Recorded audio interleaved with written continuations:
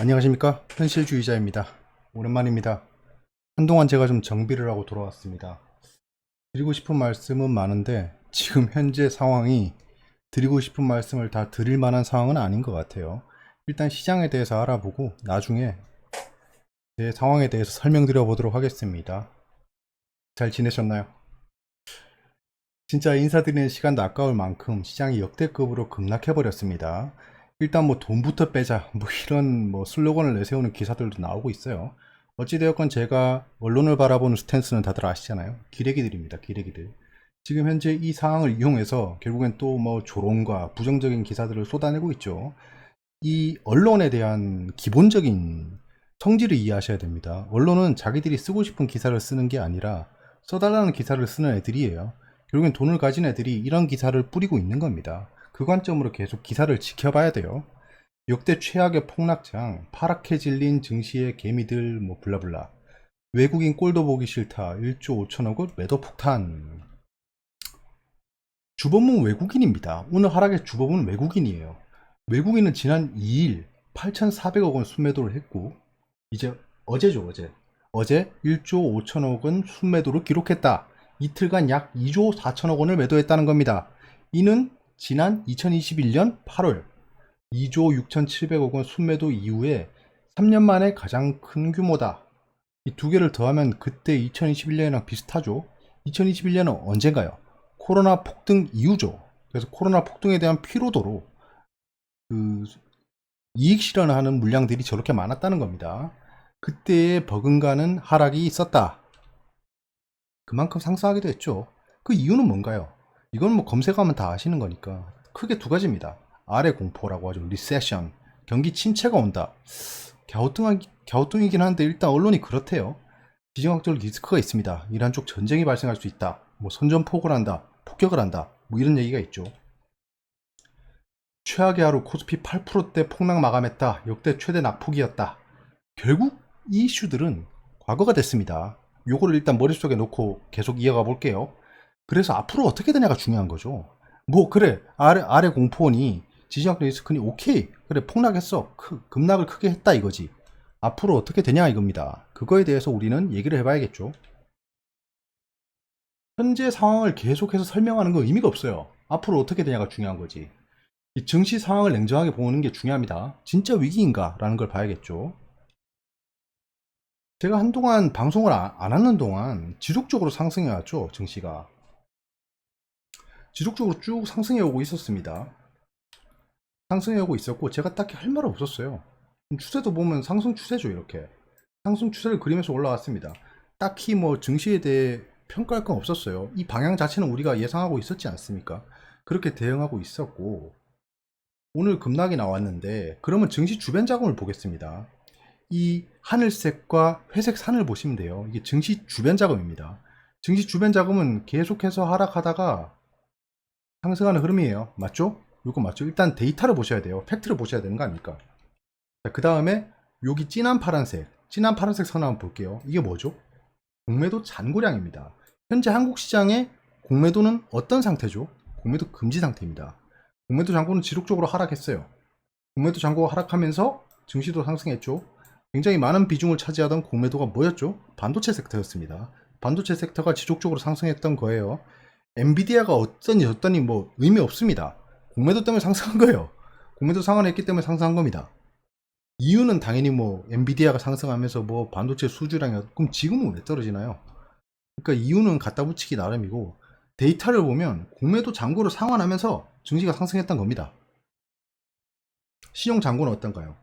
뭐 평이합니다. 신용 잔고가 막 신용이 막 부풀어서 상승하던 시장은 아니에요. 그냥 공매도 잔고를 상환하면서 상승하던 시장이었다. 여기까지 체크를 하시고 그다음 외국인 비중은 계속해서 늘었다. 외국인 비중이 왜 늘었냐? 공매도를 상환했기 때문입니다. 현재 증시 상황은 이래요. 요약을 하면 증시 주변 자금은 아직 풍부하고 신용이 버블처럼 늘어난 상태도 아니고 공매도가 많이 쌓인 것도 아닙니다. 지금 현재 하락은 공매도를 이용한 하락이 아니에요. 외국인이 선물을 지속적으로 매도했잖아요. 이건 뒤에서 한번 얘기해 볼게요. 신용 잔고 멀쩡하고 공매도 잔고 줄었고 증시 주변 자금 튼튼하고 지수도 상승 추세고 이게 현재 데이터입니다. 자, 현재의 이 아래 공폰이 지정학적 리스크는 이건 다 반영됐어요. 크고 작은 매매 동향 싸움이 지속될 겁니다. 이제 이 얘기가 무슨 얘기냐, 대응 전략을 한번 얘기해 보면서 볼게요. 지수를 보면서 생각해 보면 됩니다. 결국에는 시장의 방향은 지수입니다. 개별 종목들은 그 지수의 바탕에 위에서 움직이는 거예요. 이게 지수입니다. 지수는 보시다시피 상승 채널 안에 있었어요. 별다른 이슈가 없었습니다. 오늘 이런 이상한 길다란 음봉이 발생했죠.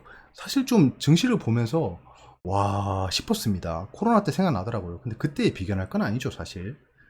근데 생각해보면요, 흐름 자체를 볼게요. 일단 상승 추세 안에 있었고 이 상승 추세를 깨고 내려온 적도 있습니다. 자, 이번에도 상승 추세 깨고 내려와서 좀 많이 내려오긴 했지만, 생각해보면 상승 추세 밑으로 내려온 건 뭐 그렇게 드문 일은 아니다라는 겁니다.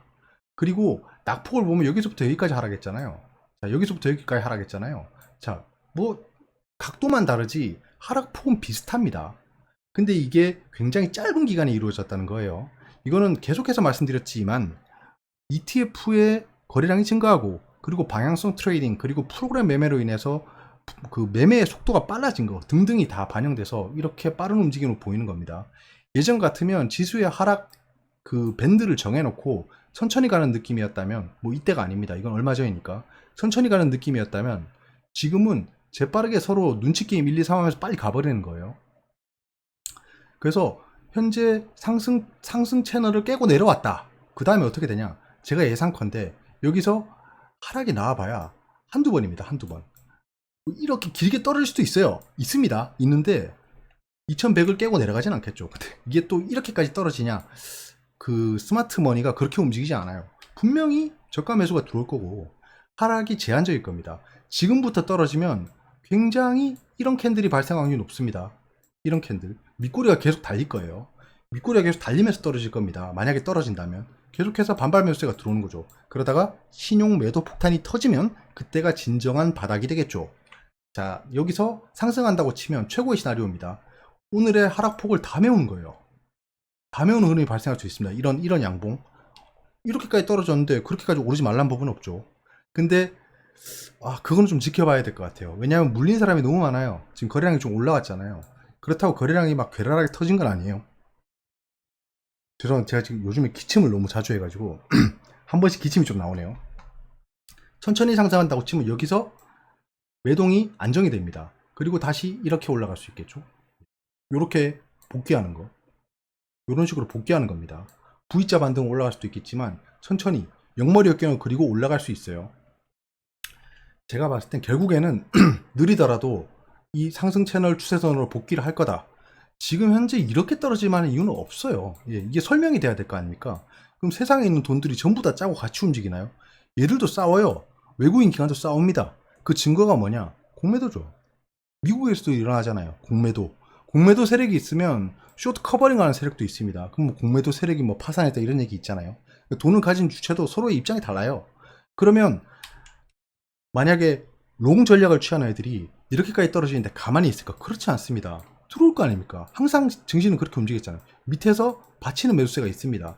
점점 저점이 올라가잖아요. 못 기다리고. 그렇게 해서 계속 만들어 온 상황입니다. 그런 상황에서 이렇게 떨어졌다고 해서 막 이렇게 떨어진다? 아니요, 세상이 예전에 코로나, 리먼 브로더스만큼 지금 현재 큰 위기가 있었냐? 아닙니다. 아니에요.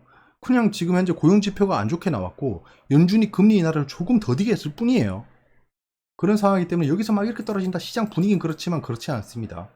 그걸 반영이라도 하듯 지금 현재 미증시는 갭 하락을 시작한 다음 복구를 해주고 있습니다. 뭐 종가가 어떻게 끝날지 모르겠으나 현재 코스피 야간 선물은 이렇게 상승하고 있습니다. 5%입니다. 그럼 내 시초가가 4% 이상 뜨겠죠? 이 상태로 끝나면.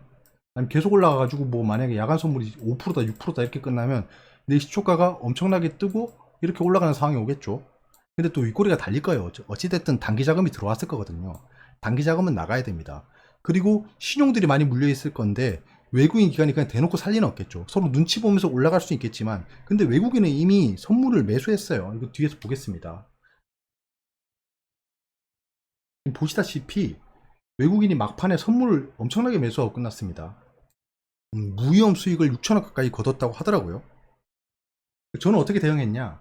오늘 하락할 때 계속 코스피 레버리지를 매수했습니다. 막판까지 매수했어요. 막판까지. 2, 2, 3, 3. 3이 아니고. 잠깐만요. 2, 2, 3. 6이죠? 6, 4. 아니네. 잠깐만요. 비율을 제가 지금 어떻게 설정했더라? 1, 2, 1, 2니까 3이니까. 아무튼 나머지 비중을 여기 태웠어요. 3, 6. 1, 2, 3, 4네. 1, 2, 3, 4. 1, 2, 3, 4 이 정도 비중으로 매수를 했어요. 마지막 매수까지 들어갔습니다. 저는 단기적으로 반등할 거라 봤어요. 이거를 홀딩할지 아닐지는 이제 증시를 보면서 결정해야 됩니다. 제가 이 방향을 계속해서 생각하고 있었거든요. 근데 막판에 매수할 수 있었던 건 여기서 반등하는 걸 보자마자입니다. 외국인이 드디어 매수에 돌아서는구나. 얘들이 선물 가지고 장난을 쳤구나. 공매도를 못하니까요. 그걸 확신해 가지고 매수를 들어갔고 이제 코스피 레버리지를 들고 지수가 어떻게 움직이는지 볼 겁니다. 저는 말로만 하는 투자자가 아닙니다. 예, 한 보면 증시를 항상 저렇게 바둑판 해석하듯이 본인이 뛰어들지 않고 해석하는 거 의미가 없어요. 무조건 같이 뛰어들고 얘기를 해야 됩니다. 그래서 저는 코스피 레버리지에 들어왔고 지수가 반등한다에 베팅을 하고 있습니다. 근데 반등을 못하면 자르고 나와야겠죠. 예, 손절도 굉장히 중요합니다.